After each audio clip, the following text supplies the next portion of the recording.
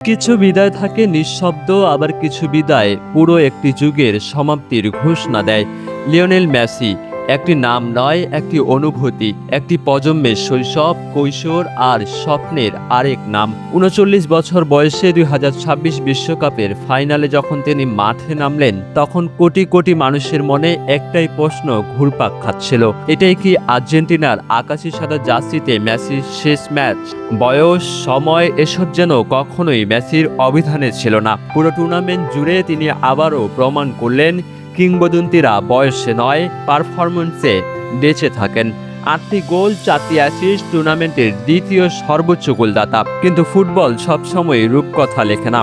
ফাইনালে মহারণে স্পেনের কাছে হেরে যায় আর্জেন্টিনা। স্বপ্নভঙ্গ হয় আরেকটি বিশ্বকাপ জয়ের। ম্যাচ শেষে ছিল না কোনো ঘোষণা, ছিল না বিদায়ের কোনো ইঙ্গিত, শুধু নীরব ছিলেন ফুটবলের এই মহাতারকা। কোচ লিওনেল স্কেলোনি স্পষ্ট জানিয়ে দিয়েছেন, মেসির জন্য জাতীয় দলের দরজা সব সময়ই খোলা। তবুও আর্জেন্টিনার নির্ভরযোগ্য গণমাধ্যমগুলো বলছে অন্য কথা। খুব শীঘ্রই নাকি আন্তর্জাতিক ফুটবলকে বিদায় জানাতে যাচ্ছেন লিওনেল মেসি। তবে এখনই নয়, দলকে নতুন প্রজন্মের হাতে তুলে দেওয়ার জন্য আরও কিছুদিন জাতীয় দলের সঙ্গে থাকবেন তিনি। কিন্তু ২০৩০ বিশ্বকাপে সেখানে মেসিকে দেখা যাবে না বলেই প্রায় নিশ্চিত সংবাদ। অর্থাৎ নিজের মহাকাব্যিক আন্তর্জাতিক যাত্রার শেষ অধ্যায়টি নিজের মতো করেই লিখতে চান ফুটবলের এই শিল্পী। আর সেই বিদায়কে স্মরণীয় করে রাখতে অভূতপূর্ণ পরিকল্পনা করছে আর্জেন্টাইন ফুটবল অ্যাসোসিয়েশন। বিএন স্পোর্টসের তথ্য অনুযায়ী বুয়েনোস আইরেসে আয়োজন করা হবে একটি বিশেষ বিদায়ী ম্যাচ।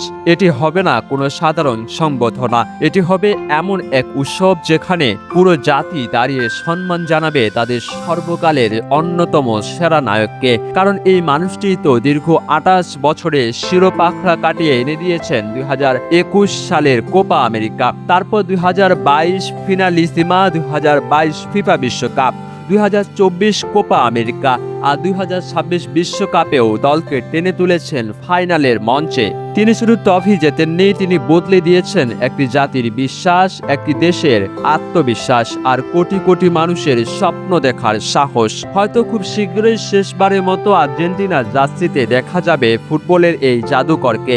সেদিন বাঁশি বাজবে, স্টেডিয়াম গর্জে উঠবে, চোখ ভিজবে লাখো মানুষের। কিন্তু কিংবদন্তিরা কখনো হারিয়ে যান না, তারা থেকে যান গ্যালারির প্রতিটি স্লোগানে, শিশুদের প্রতিটি স্বপ্নে আর ফুটবলের প্রতিটি সুন্দর মুহূর্তে।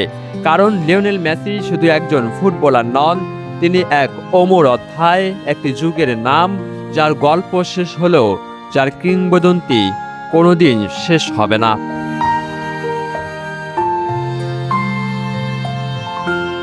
মাহমুদ বিন মারুফ, স্পোর্টস ডেস্ক, ডেইলি সকালবেলা।